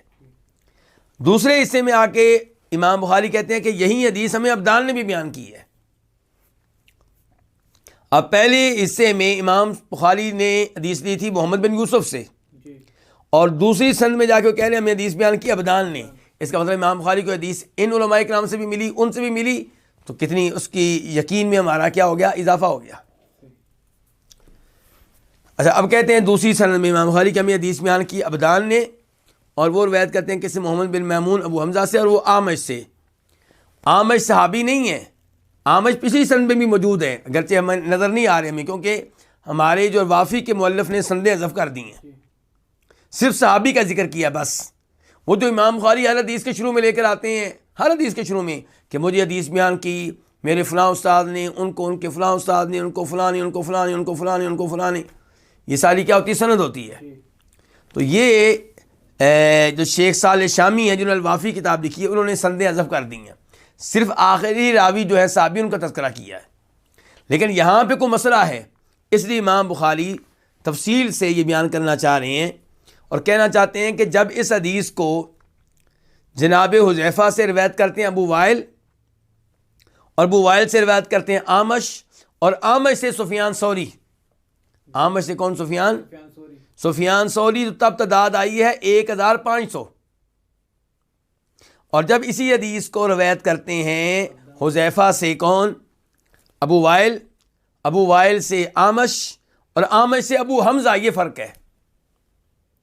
یعنی کہ امام بخاری کے جو دادا استاد ہیں پہلی سند میں ہیں سفیان ثوری، اور سفیان ثوری روایت کرتے ہیں آمش سے، اور دوسری سند میں امام بخاری کے دادا استاد جو ہیں وہ ابو حمزہ ہیں، اور ہم ابو حمزہ کس سے روایت کر رہے ہیں؟ اسی آمش سے، اور آگے وہی سند ہے. لیکن اس دوسری میں جہاں پہ آمش سے روایت لینے والے ابو حمزہ ہیں، یہاں پہ آیا ہے کہ تعداد کتنی تھی؟ 500. اور پہلی سند جہاں پہ آمش سے روایت لینے والے سفیان ثوری تھے، تعداد کتنی آئی تھی؟ 1500. اور اب آگے کہتے ہیں امام بخاری قال ابو معاویہ، ابو معاویہ کہتے ہیں، ابو معاویہ بن خازم، وہ کہتے ہیں ما بین 600 الی 700، کہ ہم نے ان کو پایا کتنا؟ 600 سے لے کے 700 تک. اچھا جی، اب یہ جو ابو معاویہ ہیں یہ بھی کس سے روایت کرتے ہیں؟ یہ بھی آمش سے روایت کرتے ہیں. تو آمش سے روایت لینے والے پہلے نمبر پہ ہیں سفیان ثوری، اور اس حدیث میں آیا کہ تعداد 1500 تھی. اور جب آمش سے روایت لینے والے ابو حمزہ ہیں تو وہاں پہ تعداد آئی 500. اور جب آمش سے روایت لینے والے ابو معاویہ ہیں تعداد کتنی آئی؟ 600 سے لے کے 700 تک. اب کیا ان تینوں سندوں میں، ان تینوں روایات میں تضاد ہے، ٹکراؤ ہے؟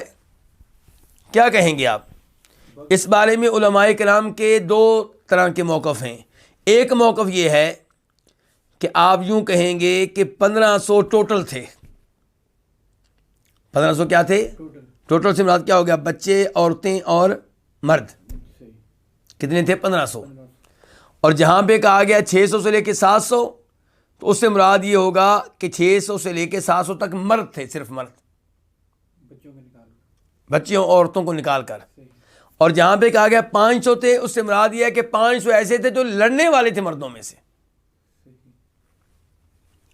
تو ایک یہ بیان کیا گیا ہے کہ یعنی کہ اس سے مراد یہ ہے 1500 سے مراد کون ہے؟ مکس، مرد بھی، عورتیں بھی اور بچے بھی. اور 600 سے لے کے 700 سے مراد کون ہے؟ مرد، ہر طرح کے مرد، لڑنے والے بھی، نہ لڑنے والے بھی، معذور بھی، غیر معذور بھی، اور بزرگ بھی.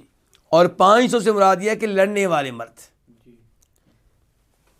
کچھ علماء کرام نے کہا ہے کہ یہ جو جس میں آیا 1500، کسی میں آیا کتنا 600 سے لے کے 700، کسی میں آیا 500، تو اس سے مراد کیا ہوگا؟ اس سے مراد یہ ہوگا کہ مردم شماری کئی دفعہ کی گئی ہے.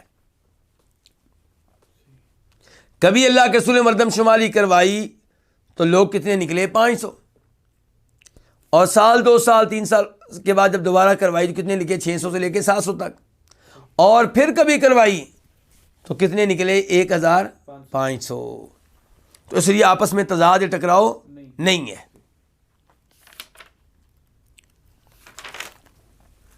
اس کے بعد ہے الکتاب الثانی، دوسری کتاب. وہ کیا؟ القضاء. دوسری کتاب کیا؟ القضاء. یہ قضاء کے بارے میں ہے، فیصلہ کرنے کے بارے میں، جج کا فیصلہ کرنا وغیرہ، اس کے بارے میں ہے.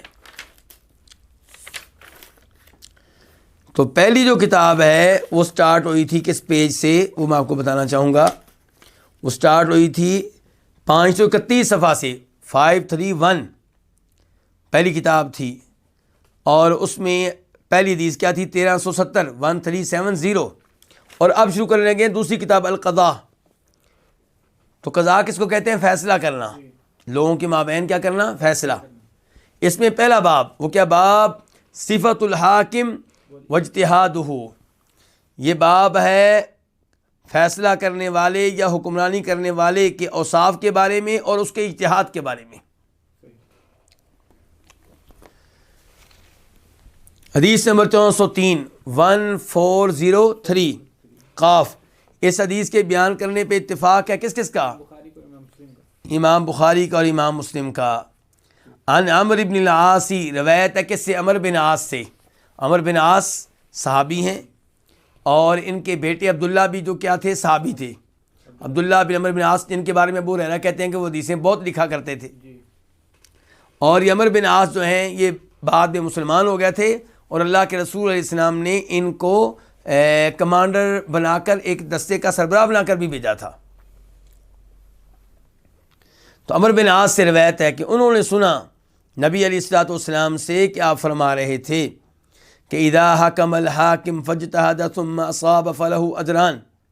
جب حاکم جو ہے وہ فیصلہ کرے، جب حاکم کیا کرے؟ فیصلہ کرے. فاجتہد تو کیا کرے؟ اجتہاد کرے. ثم اصاب پھر وہ حق کو پہنچ جائے، حق کو پا لے، فلہ اجران تو اس کے لیے 2 اجر ہے. اچھا جی، یہاں پہ غور کیجیے آپ ذرا. اجتہاد کس کو کہتے ہیں؟ یعنی کہ جو مسئلہ درپیش ہے وہ واضح طور پہ آپ کو قرآن یا حدیث میں نہ ملے، لیکن آپ اجتہاد کریں اور کسی نہ کسی آیت یا حدیث کے ذریعے آپ اندازہ لگائیں کہ اس مسئلے کا حل یہ ہوگا. اس کو کیا کہتے ہیں؟ اجتہاد. اور اجتہاد وہاں پہ کرنا چاہیے جہاں پہ نص نہ ملے، جہاں پہ قرآن کی آیت نہ ملے، یہاں پہ حدیث نہ ملے.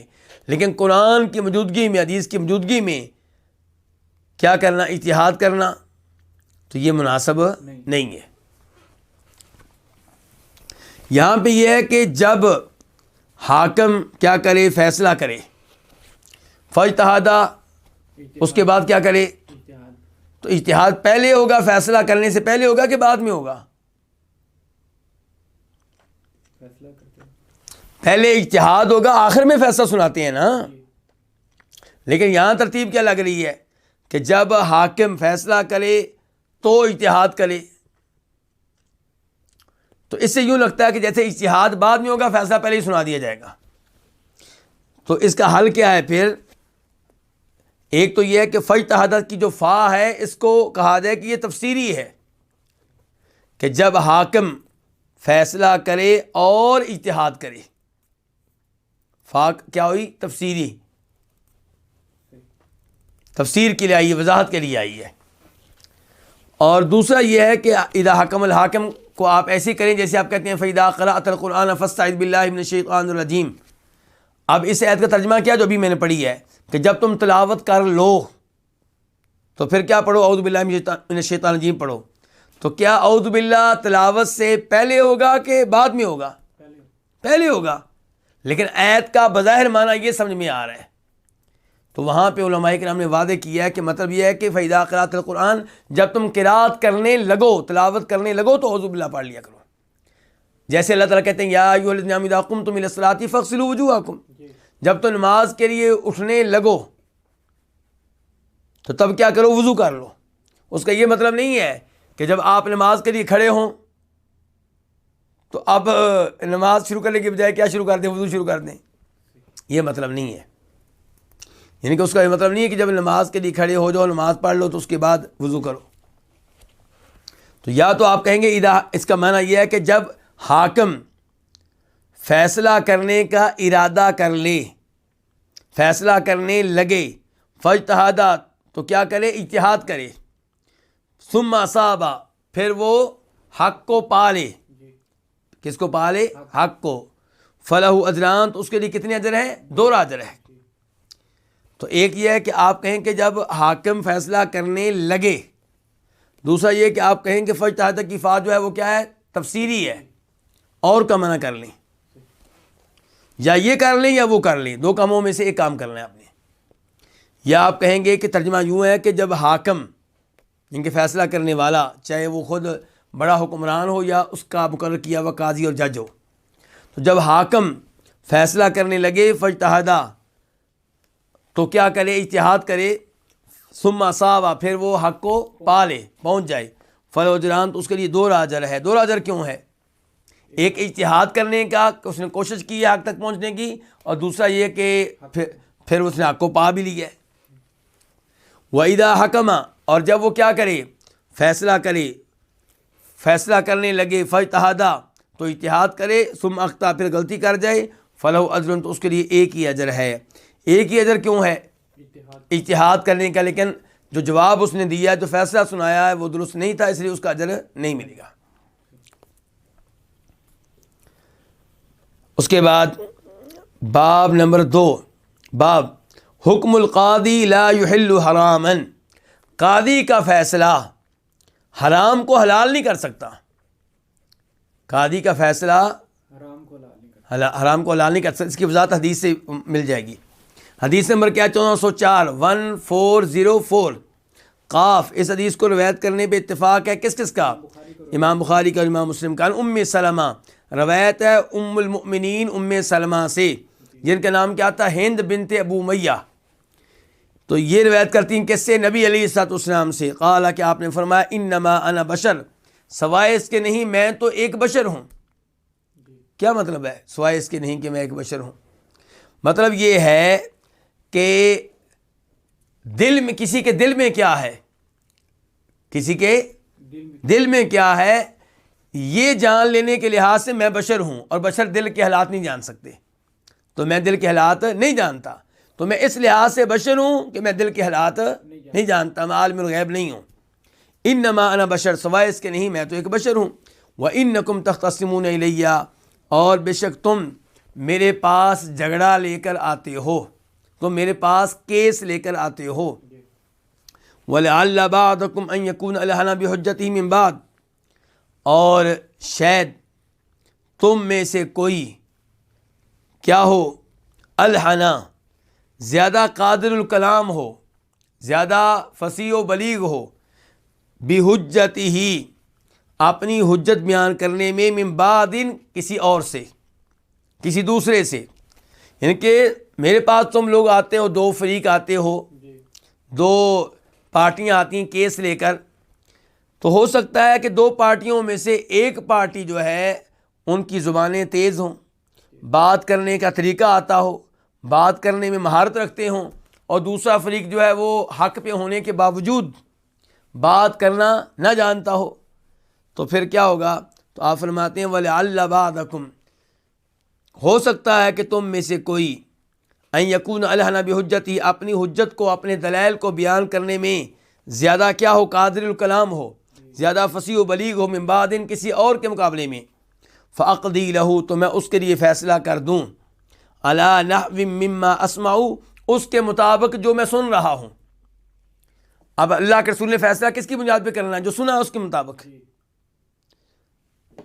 فریقین سے جو سنا ہے، ان کے گواہوں سے جو کچھ سنا ہے، تو فرمایا میں تو فیصلہ کر دوں، اس کے لیے فیصلہ کر دوں علی نحو، اس کے مطابق، مما اسمع، جو میں کیا کرتا ہوں، سنتا ہوں. فمن قضیت لہ من حق اخیہ شیئا، تو جس کے حق میں فیصلہ کر دوں اس کے بھائی کے حق میں سے کسی چیز کا، فلا یاخذ، تو اس کو نہ لے. یعنی کہ ہو سکتا ہے کہ میں کسی کی گفتگو سے متاثر ہو کر، کسی کے دلائل دینے سے متاثر ہو کر اسے وہ چیز دے دوں جو اس کی بنتی نہیں ہے. بنتی کس کی ہے؟ اس کے دوسرے فریق کی، اس کے بھائی کی، مسلمان بھائی کی. فرمایا فمن قضیت لہ، تو جس کے حق میں فیصلہ کر دوں، من حق اخی، اس کے بھائی کے حق میں سے شیئن، کسی چیز کا. بھائی سے مراد کیا؟ مسلمان بھائی، جو ابھی کیا ہے اس کا مخالف فریق ہے. فلا یاخذ، تو اس کو نہ لے. کیوں نہ لے؟ فانما اقتلہ قطعۃ من النار، کیونکہ میں اس کے لیے آگ کا ایک ٹکڑا کاٹ رہا ہوں، میں اس کو آگ کا ٹکڑا کاٹ کے دے رہا ہوں، جہنم کی آگ کا ٹکڑا. یعنی کہ اگر جو اس کو لے لے گا، اور اس کو تو پتہ ہے کہ میں غلط ہوں، جس کے حق میں فیصلہ کر رہا ہوں، اس کے دلائل کی روشنی میں، اس کی گفتگو کی روشنی میں، اس کے گواہوں کی روشنی میں، اس کو تو پتہ ہے میں کس پہ ہوں، باطل پہ ہوں، میں غلطی پہ ہوں، تو پھر بھی وہ چیز لے لے. تو فرمایا پھر وہ کیا لے رہا ہے؟ تو میں اس کو جہنم کی آگ کا ٹکڑا دے رہا ہوں. اس روایت سے کیا پتہ چلا؟ ایک تو یہ کہ قاضی کے فیصلے سے حرام چیز حلال نہیں ہو جائے گی، قاضی کے فیصلے سے حرام چیز حلال نہیں ہو جائے گی. یعنی کہ میرا اور آپ کا کیس جج کے پاس گیا، اب آپ غلطی پہ ہیں اور میں حق پہ ہوں. زمین کس کی ہے؟ میری، اور آپ کہتے ہیں میری. آپ گفتگو کرنے میں تیز ہیں، اور آپ نے جعلی کاغذات بھی تیار کر لیے ہیں، جھوٹے گواہ بھی آپ لے آئے ہیں. اب جج کیا ہوگا؟ وہ بشر ہے، وہ کیا انسان ہے، شریعت نے اس کو جو کچھ دل میں ہے اس کا مکلف کیا ہی نہیں ہے، اس نے ظاہر کو دیکھ کے فیصلہ کرنا ہے۔ تو جب کاغذات بھی آپ کے پاس، گواہ بھی آپ کے پاس، میں حق پہ ہوں لیکن میرے پاس کاغذات نہیں ہیں، میں حق پہ ہوں لیکن میرے حق میں کوئی گواہی دینے والا نہیں ہے، تو اب قاضی کس کے حق میں فیصلہ کرے گا؟ وہ آپ کے حق میں کرے گا، حالانکہ آپ غلطی پہ ہیں، زمین آپ کی نہیں میری ہے۔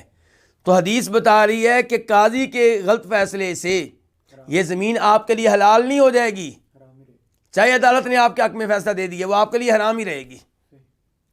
ایسے کسی عورت کے بارے میں جھگڑا ہو جاتا ہے، عورت کے بارے میں کیا ہو جاتا ہے؟ جھگڑا ہو جاتا ہے۔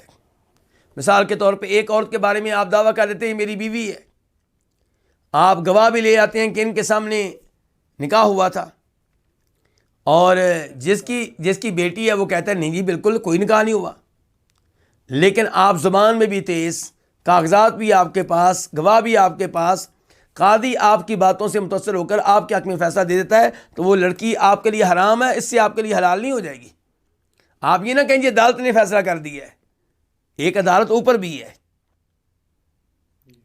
جو حقیقت حال کو جانتی ہے۔ تو اس لیے یہ جو آپ کے حق میں فیصلہ ہونے جا رہا ہے، یہ آپ کو آگ کا انگارہ دیا جا رہا ہے، لینا ہے تو لے لیں، چھوڑنا ہے تو چھوڑ دیں، یعنی کہ آگ کا یہ انگارہ لیں گے تو یہ آپ کو جلائے گا، جہنم کی آگ میں جلائے گا۔ اب ترجمہ دوبارہ سن لیں اور اس کے ساتھ ہی درس کا اختتام ہو جائے گا کہ آپ فرما رہے ہیں انما انا بشر، سوائے اس کے نہیں میں تو ایک بشر ہوں، یعنی کہ میں غیب نہیں جانتا سوائے اس کے جو اللہ مجھے بتا دے، اور جو میں تمہارے درمیان فیصلے کرتا ہوں اس میں اللہ تعالیٰ ہر بار مجھے غیب نہیں بتاتے، تو میں فیصلہ پھر کس کی بنیاد پہ کرتا ہوں؟ ظاہر کی بنیاد پہ، گواہوں کی بنیاد پہ، دلائل کی بنیاد پہ، تمہاری گفتگو کی بنیاد پہ۔ وَإِنَّكُمْ تَخْتَصِمُونَ إِلَيَّ، اچھا تو اگر اللہ کے رسول اس بنیاد پہ فیصلہ کریں گے تو کیا اللہ کے رسول غلط فیصلہ کریں گے؟ نہیں، آپ نے شریعت کے مطابق فیصلہ کیا۔ شریعت کس کا مکلف کرتی ہے ہمیں؟ ظاہر کا۔ جب اللہ کے رسول کسی کی گفتگو سے متاثر ہو کر، دلائل سے متاثر ہو کر، گواہوں کو دیکھ کر فیصلہ کریں گے تو اللہ کے رسول نے وہی فیصلہ کیا ہے جو شریعت کے مطابق ہے۔ شریعت نے مکلف کس کا کیا ہے؟ قاضی کو، ظاہر کا۔ تو اس لیے بظاہر آپ نے جو فیصلہ کیا وہ ٹھیک ہے۔ وَإِنَّكُمْ تَخْتَصِمُونَ إِلَيَّ، بے شک تم میرے پاس جھگڑا لے کر آتے ہو۔ وَلَعَلَّ بَعْضَكُمْ، ہو سکتا ہے تم میں سے کوئی، أَن يَكُونَ أَلْحَنَ بِحُجَّتِهِ مِن بَعْد، وہ اپنی حجت کو بیان کرنے میں زیادہ ماہر ہو، من بعدی کسی دوسرے سے، فَأَقْضِي لَهُ، تو میں اس کے حق میں فیصلہ کر دوں، عَلَى نَحْوٍ، اس کے مطابق، مما اسمع، جو میں سنتا ہوں۔ فَمَنْ قَضَيْتُ لَهُ مِنْ حَقِّ أَخِيهِ شَيْئًا، تو جس کے حق میں کچھ بھی فیصلہ کر دوں اس کے بھائی کے حق میں سے، فلا یاخذ، اس کو نہ لے، فإنما أقطع له قطعة من النار، کیونکہ میں اس کو جہنم کی آگ کا ٹکڑا کاٹ کے دے رہا ہوں۔ اللہ رب العزت سے دعا ہے کہ اللہ تعالی ہمیں حق پہ چلنے کی توفیق دے اور حق کے مطابق اپنی چیزیں لینے کی توفیق دے، باطل کے ساتھ کسی کا حق لینے سے اللہ تعالی ہمیں محفوظ رکھے، اور قاضیوں کو اللہ تعالیٰ درست فیصلے کرنے کی توفیق دے، گواہوں کو بھی اللہ تعالیٰ ڈرنے کی توفیق دے۔ وآخر دعوانا الحمد للہ رب العالمین۔